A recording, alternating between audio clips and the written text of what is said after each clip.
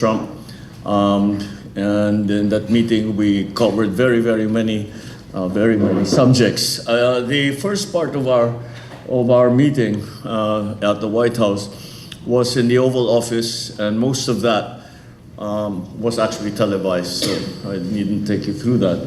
But before the press was allowed in, again, he was very inquisitive about how the situation in our country, what are the threats that we have to worry about, and how are the other countries around ASEAN, Asia Pacific reacting to what's going on in West Philippine Sea. He asked us many questions about the situation, including the status of the different militaries around the area. So we had a we covered a great deal of ground. Now I think I can already tell everyone, as it's come out already, that we managed to bring down the 20% tariff rate for the Philippines to 19. Now 1% might seem like a very small concession. However, when you put it in real terms, it is a significant achievement. There's more to be spoken about with the United States concerning the tariff rates and our trade deals. So that I think is so we have a 19% rate coming from for imports coming from the Philippines into the United States, and however, comparatively speaking, we are still doing more. They told us that it is because of the special relationship between the Philippines and the United States. So that's the gist. I'm sure you have questions about it, and I will open the floor. But before we get to that, I have with me the latest report, an update on Kuching. We already have 487,964 families affected. 49,617 people are inside 500 evacuation centers, and there are 2,790 families who are staying outside of the evacuation centers, who are obviously being serviced by the DSWD for their needs. Relief goods have been supplied. We have, unfortunately, we have to report the casualties. There are 6 dead so far, 5 injured, and we have 8 missing people. And the rains have not really stopped. The floods have not subsided in Metro Manila, especially in Metro Manila, pero kahit sa ibang lugar mukhang ganun din. Meron pa ring flooding. 1,875 areas have reported flooding. Region 1, 2, 3, CAR, NCR, Calabarzon, Mimaropa, 5, 6, 7, 9, 10, and 11, 12, Caraga, and Barm. Debris incidents, fallen debris incidents. We have 9 rain-induced landslides, collapsed structures, etc. So I can provide you with these statistics later on. 1,486,876 people are being served either inside or outside evacuation centers. I've been to the casualties. The main cause for casualties were fallen trees, drowning, and flood currents. We still have 1,080 on the sales, I've told.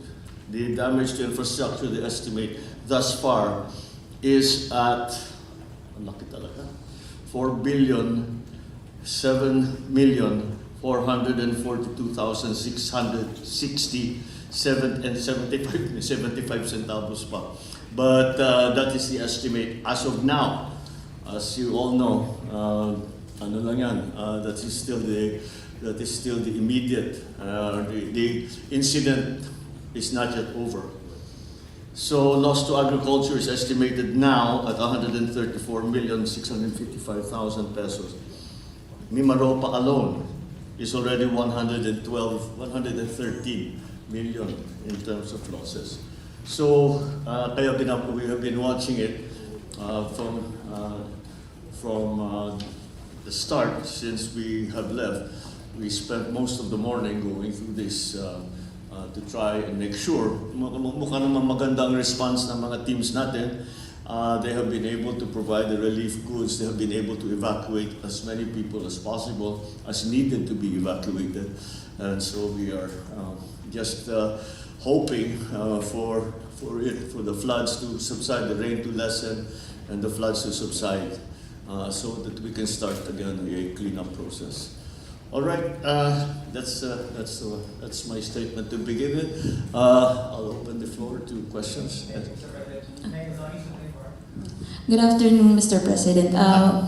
On tariffs, we also saw the post of President Trump on Truth Social. So he also indicated a lower tariff of 19%, as you said. Can we do something about the microphone? Thank you. Although he also said that the Philippines is going open market with the United States and zero tariffs. Can you elaborate more on this? He also said that the Philippines is going open market with Yes. the United States. And well, zero there were tariffs. certain markets that they were asked to be open that are present that were presently in this right now are not open. The major areas that he said were automobiles, because we have a tariff on American automobiles. We will open that market and no longer charge tariffs on that. So there's several, but also the other side of that is an increased importation from the United States for soy products, wheat products, and pharma, actually, medicines, para makamura naman yung maging mas mura yung gamot natin. So we are coming to those arrangements. There's still a lot of detail that needs to be worked out on the different products and the different exports and imports. But basically, that's now our template. That's what we are following, is a 19% tariff rate on Philippine goods that are imported into the United States. But Mr. President, isn't the Philippines getting the shorter end of the stick here by having still higher tariffs from 17%? It's still higher. It's still higher at 19%, whereas we're giving them zero tariffs for certain sectors. Well, that's how negotiations go. We came here when we arrived in Washington. Tariff rates were 20. So why it came up from 17 to 20 is an internal matter with the United States government. So the number that we had to work with was 20. So we tried very hard to see what we can do, and we managed the 1% decrease in tariff rates. Mr. President, a follow-up on the tariffs. First, before I ask about the ammunition hub, the U.S. ranks as the Philippines' biggest import market, or rather export market, and yet it ranks only as 6th when it comes to imports, with China being our number 1 source of importation. How do you intend to address that deficit, considering that the deficit... Which deficit? The deficit between... with the U.S. or with China? With the U.S., sir. Let me give you the figures first, but let me just find the page very, very quickly. Sorry for the delay, sir. No, well, I mean, which deficits are you talking about? Sir, there is How a do big... we plan to reduce the deficits? Yes, sir, there is a big trade deficit between the U.S. and the Philippines. As of 2024 data, we have a 4.9 How much? billion, 4.9 billion Yes, deficit. okay. Yes. We have the same number. Yeah. Yes, sir. It's up by 21.8% from 2023. How do you intend to address that deficit so that tariffs may hopefully be pulled down further from 19%? Exactly, as I said, will. I suppose it is a living thing. Maybe we can go back to this if the markets around the world are able to adjust. But the way to, what really is to offset the trade of balance deficit that we have, and that is by increasing imports from the United States. That's part of the new regime that we will be following in terms of trade with the United States.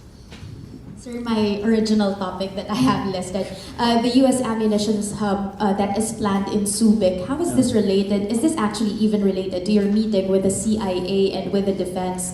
What are the particulars that were already in place with regard to that planned ammunitions hub in Subic? I don't think anything was on that subject. We didn't do any work on that. That had been decided a long time ago. Not naman a year ago, but almost a year ago. We decided to, we already had decided. And like I answered when we were in the Oval Office, kasama ito, tinutulungan tayo ng mga Amerikano sa SRDP natin, as our Self-Reliance Defense Program. That's really something that we were going to do anyway. Kahit wala tayong katulong, gagawin talaga natin yun. They've offered to help, so. Sir, do we have figures as to how many jobs it will actually create once that hub is already finalized? And how do you intend to face threats or warnings from China, considering that we expect them not to react positively with this development in Subic as well as the Luzon corridor? Well, before we go to your question on the jobs, there's been much comment and say that the infrastructures, military infrastructures, and the programs that we are initiating will make us a target for China. Are we not already a target for China? So I think that what we have to be thinking about is protecting the Philippines. All right? Sir, John from the Daily Tribune. Sir, may we know if there were any agreements or on the defense and security areas that has been signed between you and President Trump in your earlier meeting with him? And if that's the case, we also wanted to clarify there's a line in U.S. Defense Chief Pete Hegseth remarks from your meeting with him yesterday. He said that we are also deploying a new cutting-edge missiles and unmanned system and revitalizing defense industrial bases. Maybe can you elaborate more on that, sir? Yeah. Before I do that, let's go back to your jobs question. Maybe the Secretary of Defense can best answer that. How many jobs will be created by the facilities that we are doing for the provision of ammunition for our military? Para sa dito ka.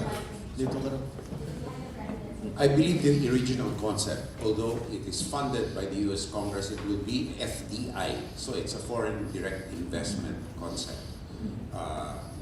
We can envision a private entity going about it on a commercial basis so that they can hire people on a commercial basis. Depending on the scale, initially about 200 to 300 people, highly technical people. But then there are downstream industries. Of course, they will have to build access to port facilities. It will regenerate revenue on a commercial basis for Subic. It will increase our trade flows. So that is an example of U.S. government-sponsored foreign direct investment to help our people and our self-reliance too. So that will also cater to commonality of production of munitions, which is at a worldwide shortage at this time, of all calibers, whether direct fire or indirect fire. And as we go on, we will review the business proposal because it is on a business case basis, being foreign direct investment. And then, after we finalize the details, we will have more to report. All right, and to your question now, we stay here first because this relates. As a matter of fact, there were during the meetings there were no agreements that were up for discussion at that time. Kasi sandali lang, and actually the Secretary Gilbert, yes, Secretary Gilbert and the other cabinet secretaries came ahead. Some of them were here the 17th, more or less around there. So marami na silang napag-usapan. But you'll have to understand, whatever defense arrangements were arrived at, much of it we cannot talk about because they are operational details. But maybe there is something that you can discuss. Well, sir, the gist of the discussion was the enhancement of our ongoing collaborative activities bilaterally and multilaterally. Of course, we are nuancing the Balikatan as an interoperability exercise. That being the case too, it also readies the armed forces of the Philippines to adapt to new skill sets, face new threats and challenges, and ultimately acquire the necessary infrastructure for introducing new systems, including deterrent systems. And so this is a major part of the takeaways from this trip, the enhanced cooperation, including assurance of support for our continuing modernization of the military, our armed forces through the Philippine Security Sector Assistance Roadmap and the Philippine Enhanced Resiliency Act. And we're very thankful for the continued advocacy of the Trump administration for it in connection with the U.S. legislature under the leadership of President Marcos.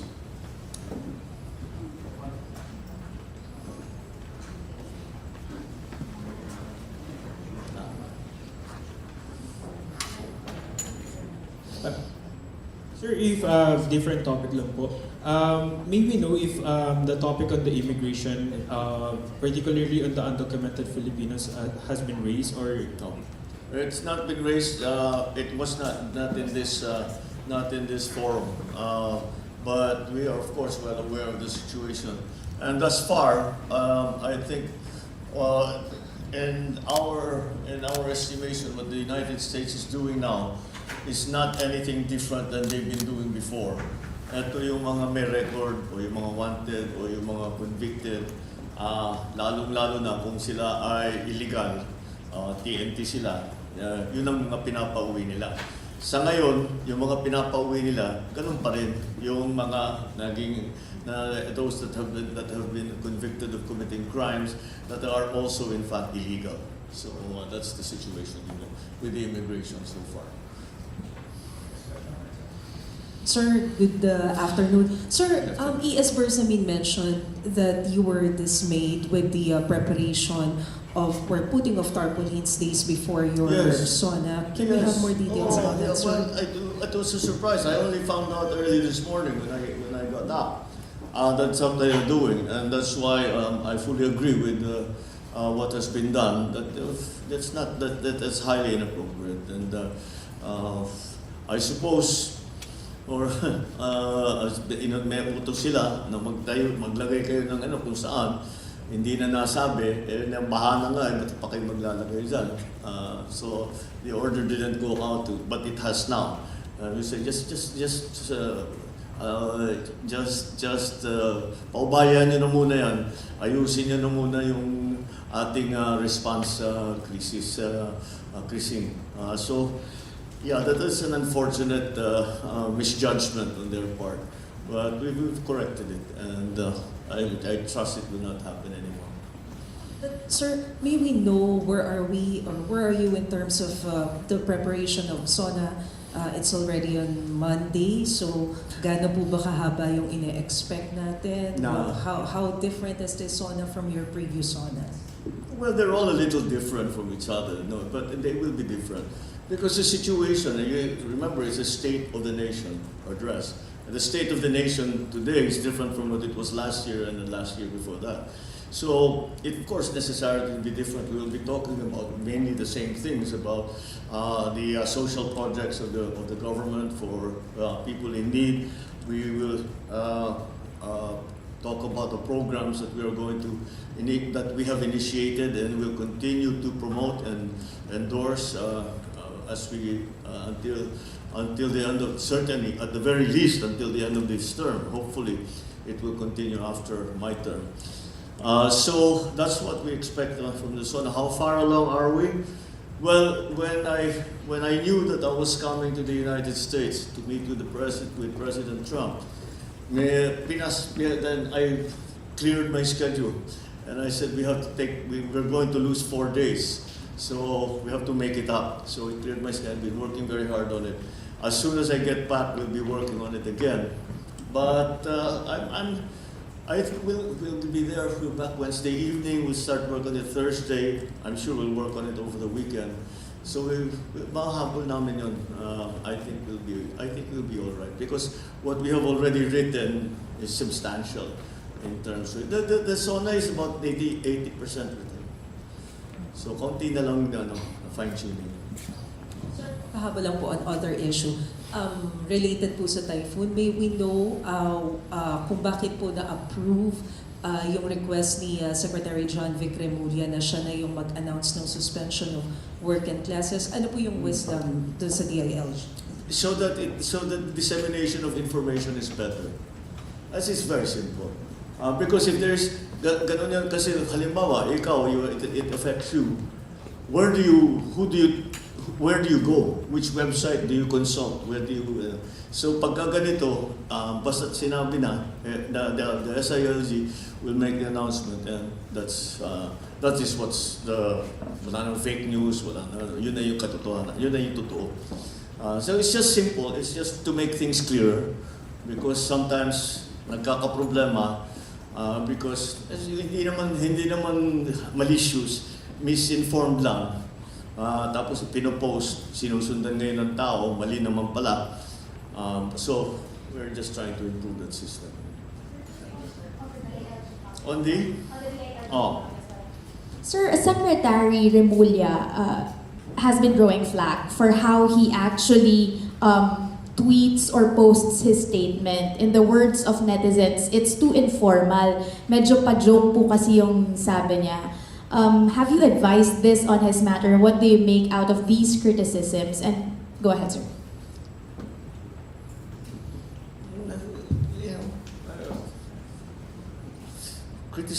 People criticize me for the way I speak, but that's the way I speak. That's the way he speaks. As long as he gets the message across, that's what it's for. That's what all of these postings are for. He gets some information across. And as long as he achieves that, then he manages to do what he sets out to do. I am not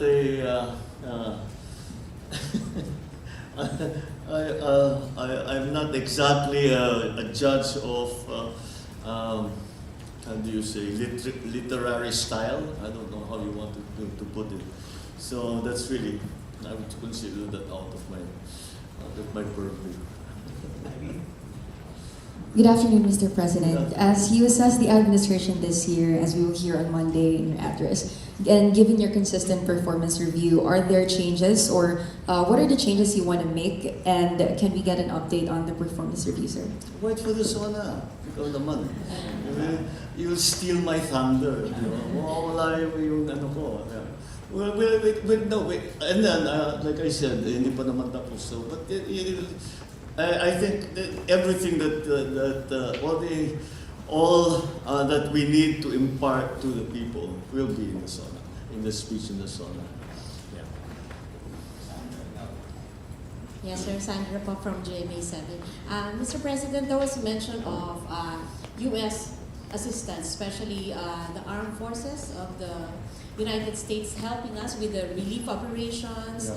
And maybe get more information how are we going to operationalize, for instance, the use of EDCA sites, and are they going to bring in relief goods or equipment perhaps to help us? The answer is simply yes, all of that. As a matter of fact, Admiral Paparo, the commander of the Indo-Pacific Command of the United States, left early upon our suggestion na makabalik na siya para maumpisahan na ang pagdala ng tulong para sa ating mga naging biktima dito sa Krising. And I know that, I think he spoke to Secretary Gilbert this morning and last night, and sabi na nag-isa na. So maybe you can feel fleshed out. The EDCA sites that are up and running, namely Fort Magsaysay, do contain relief goods already repositioned. Now, what we need, as of this time, not yet, but we foresee, because of the merging of the two tropical depressions and the incoming monsoons, that we will need their assistance in terms of airlift and other capabilities.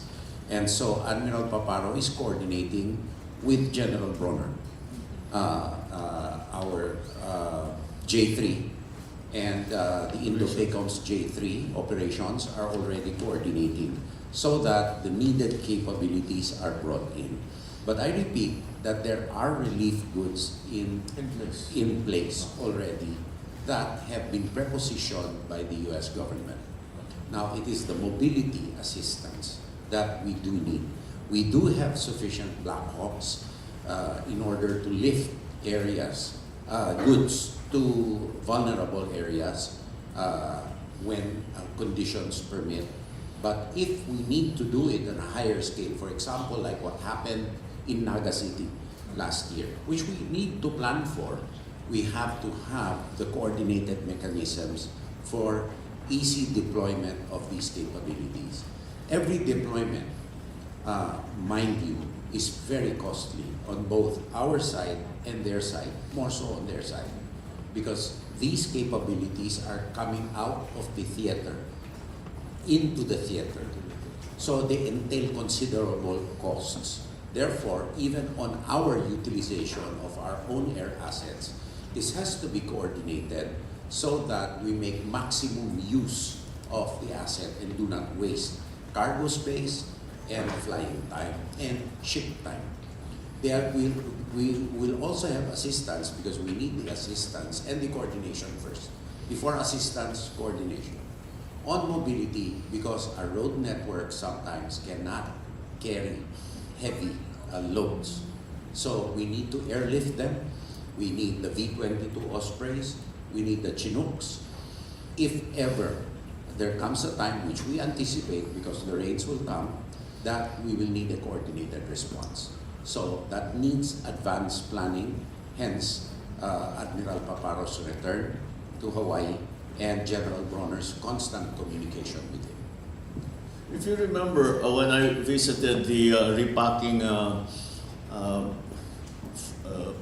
plant, if you want to call it that, of the DSWD, we were saying that ready already when we first I first came into office, the reserves in terms of relief food packs was 500,000.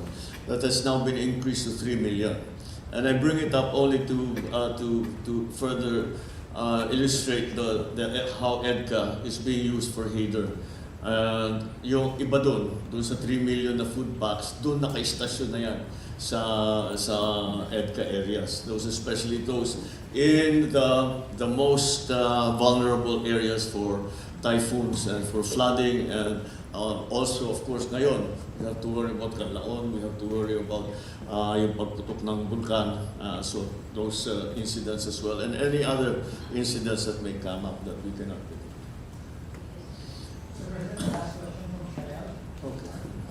Good afternoon po, sir. Chanel Salazar from RMN. Going back po sa tariff, how would you justify po sa Filipino people, especially to our small exporters and manufacturers, that a 19% tariff is acceptable or fair? It is not our decision. So I will justify any decision I make, but it's not my decision. That number doesn't come from the Philippine government. Last po, So sir. you will have to ask whoever imposed the 19% tariff how they justify it. I couldn't answer it. Last po sir, your reaction po because Senator Amy Marcos suggested pushing for a 10% tariff. So in dealing with the U.S. trade policies, was this issue raised during your bilateral meeting po? Which the 10% po yung sinasuggest our ni- bilateral meeting with whom? with President Trump. No, it didn't come up. Again, if anyone can bring us that down to 10%, it would certainly be welcome. But no, it didn't come up at all. All right, with that, sige, maraming salamat. Thank you.